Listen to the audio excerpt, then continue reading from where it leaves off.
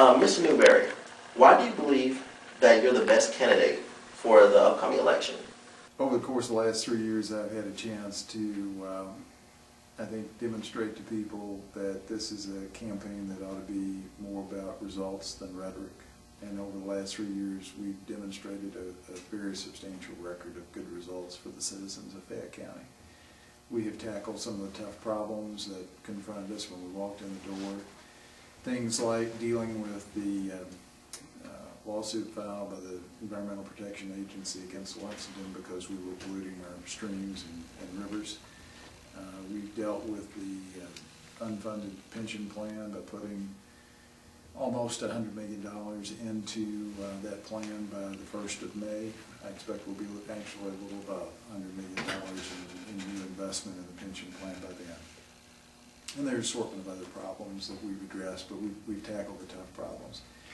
We've also managed urban county government responsibly.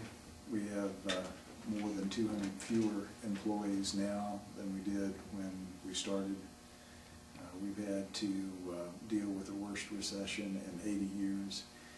And I think we've got urban county government doing more with less, working faster, better, and cheaper now than it has in the past. There's still a lot of room for improvement, and that's what I hope to continue to do during the next 4 years, but we've made a lot of headway.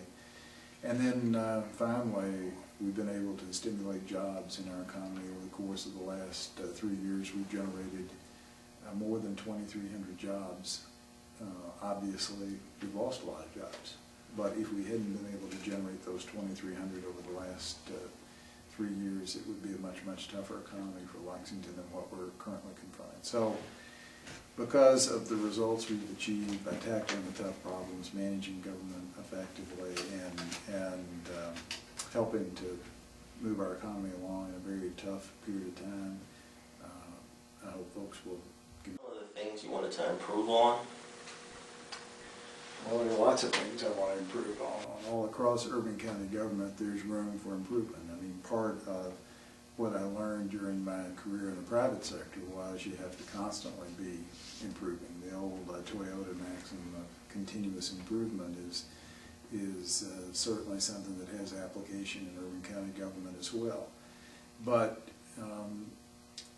one of the areas that I think is particularly ripe for that is the whole environmental area. We've made a lot of headway in terms of improving our storm sewer and sanitary sewer systems, but there's much, much more work to be done. We have about a 10 to 15 year build out of that system that we'll have to implement because of the commitments we undertook to settle the litigation with the EPA. And that's one thing that I'm particularly interested in seeing happen. We also have a significant amount of work to do in terms of improving our parks. We built a lot of trails, but I'm confident there's more work that we could do in that area especially. So I could probably spend the rest of our time here talking about areas for improvement, but those are a few where I think there's a particularly good opportunity. You kind of just reiterated one of the most important issues that you see facing Lexington.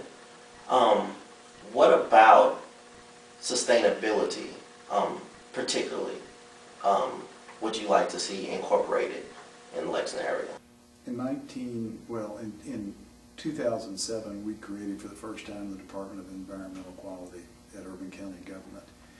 As a result, we now have been able to assemble a team of people whose job it is to constantly be working to improve our environment. One of the things we've done is try to comply with that consent decree from the EPA, and that's going to help our water quality immeasurably. But other areas where we are working hard to improve our overall sustainability is in the waste management area.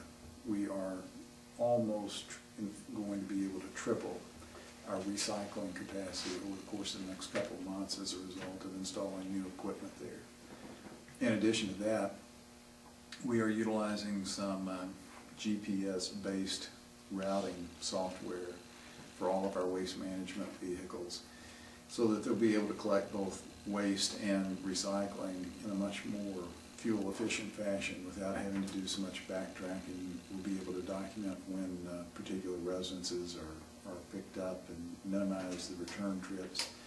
So I think that will make overall our waste and recycling area much more effective. We have a long list of things we're doing in the air quality area, efforts to reduce our greenhouse gases, efforts to generally not only reduce urban county government's carbon footprint, but the entire cities. We joined a group called ICLEI, which is the International Council of Local Environmental Initiatives, or something like close to that.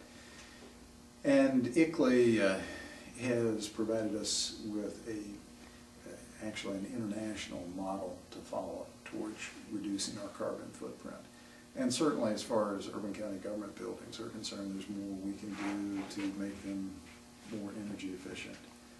As we build new buildings, we're looking to make them LEED certified buildings routinely. So we've got a lot of work to do, made good progress, but there's lots of room for improvement there. Recently you addressed the budget shortfall with a plan to close pools and lay off employees. Why do you believe this is the best strategy for dealing with the shortfall?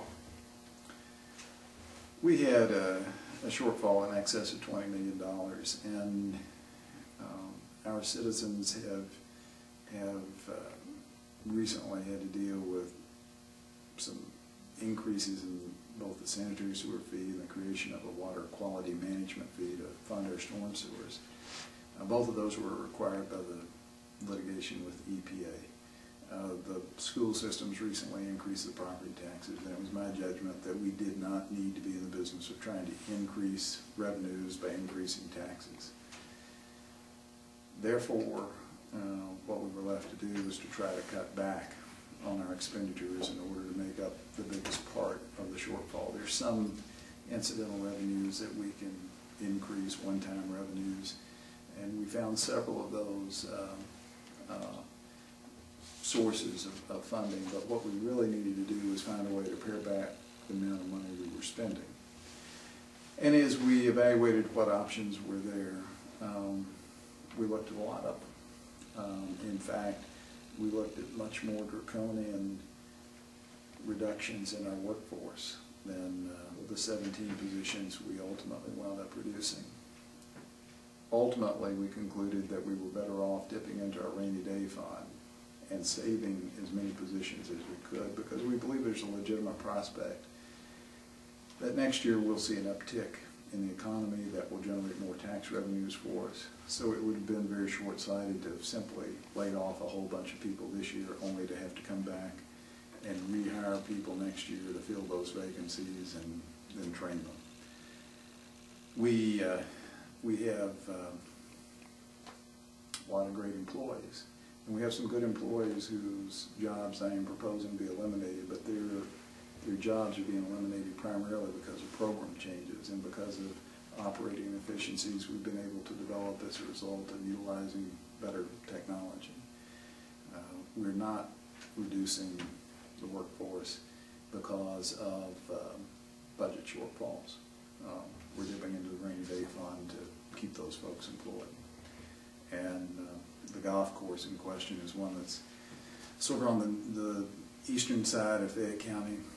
There are relatively few rounds of golf played there. Much of the clientele there is from outside of Fayette County, so it didn't make sense to continue to subsidize a golf course when half or more of the folks playing there were from outside Fayette County. What are your plans for bringing jobs into Lexington for UK students after graduation? I have, from the get-go, focused on horses, healthcare, and high-tech sectors of our economy. Those are the areas where I think there's a lot of upside potential for Lexington. And so in the high-tech area, I mean, let me start with the healthcare piece.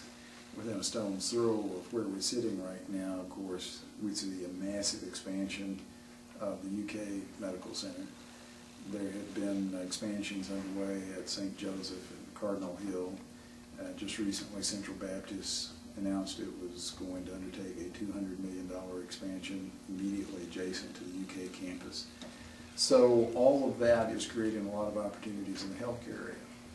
The high-tech area is one that people probably don't fully appreciate because for the most part these are small, very small businesses that are scattered around our community and not particularly visible. But last year, in 2009, we had 88 high-tech businesses generate 386 jobs. They generated $32 million worth of revenue, $47 million worth of investment, and those new jobs averaged $69,800 a year. Those are the kinds of jobs that we need to have in our economy in order to retain UK graduates going forward. So whatever we can do to continue to emphasize the high-tech industry is going to be vitally important in terms of keeping